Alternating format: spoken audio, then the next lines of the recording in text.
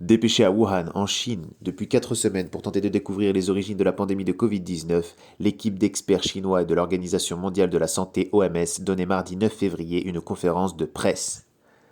Plus d'un an après le début de la crise sanitaire, l'équipe a dit ne pas avoir pu percer les origines de la pandémie, une transmission du coronavirus depuis un premier animal puis un deuxième avant une contamination à l'homme est l'hypothèse la plus probable, a expliqué Peter Ben Mbarek, chef de la délégation de l'OMS. Cette piste demande toutefois des recherches plus spécifiques et ciblées, a-t-il ajouté. Si la transmission depuis un animal est probable, celui-ci n'a pas encore été identifié, a pour sa part déclaré Liang Wanyan, le chef de la délégation de scientifiques chinois. En tout état de cause, la fuite du coronavirus d'un laboratoire est hautement improbable, selon le chef de la délégation de l'OMS à Wuhan. Et il n'y a pas assez de preuves pour déterminer si le SARS-CoV-2 s'est propagé à Wuhan avant décembre 2019, a précisé Liang Wanyan. Depuis les premiers cas de Covid-19 rapportés à Wuhan, la pandémie a fait plus de 2,3 millions de morts dans le monde. Cette mission sur les origines de la transmission du virus à l'homme, jugée extrêmement importante, a eu du mal à se mettre en place, la Chine semblant très réticente à laisser venir ses spécialistes mondiaux de diverses disciplines comme l'épidémiologie mais aussi la zoologie. L'OMS avait auparavant prévenu qu'il faudrait s'armer de patience avant de trouver une éventuelle réponse.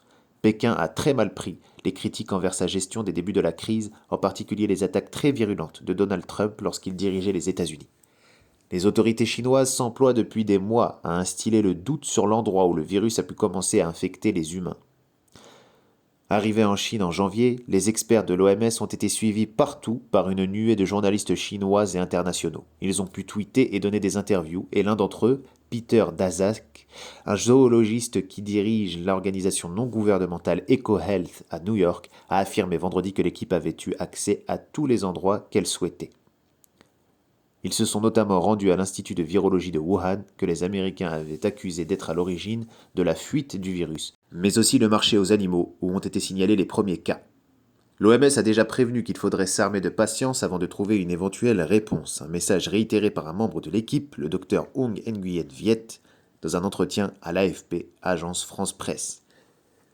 Nous sommes dans un processus, et nous avons besoin de temps et d'efforts pour comprendre ce qui s'est passé, a expliqué le spécialiste, co-directeur du programme sur la santé humaine et animale à l'Institut international de recherche sur l'élevage à Nairobi.